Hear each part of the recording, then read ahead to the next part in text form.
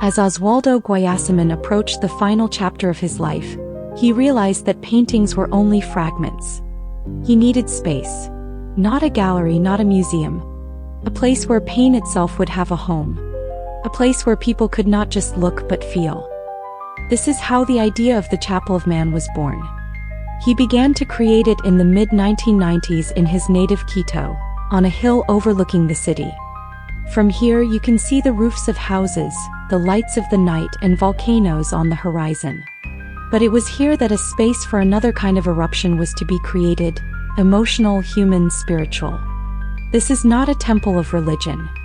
It is a temple of human dignity. Guayasamin conceived an architectural structure that would combine paintings, sculptures, murals, light, and silence into one powerful gesture. In the center is a fire burning in memory of all those who have died, been forgotten, or been despised. The walls are decorated with series of works from different periods. Everything in the chapel speaks. The paintings are not exhibits. They are windows into the soul of humanity. Hands appear again and again on the walls, but now not only in despair. Now they are in embrace, in forgiveness, in hope. This space was the artist's last gesture. And the deepest. He put everything into it, not just his brush but his life. Guayasamin dreamed of seeing it completed. But in March 1999, while in Baltimore, USA, he died. His heart stopped, but the chapel remained. Today, the Chapel of Man is not just a place for tourists. It is a sanctuary of human pain, open not for contemplation but for experience. No one speaks loudly here. Silence is more important than words.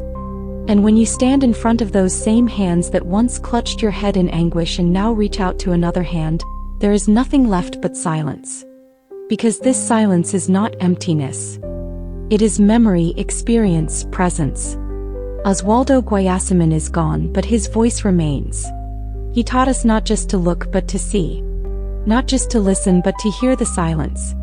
And not just to live, but to remember that we are all human beings.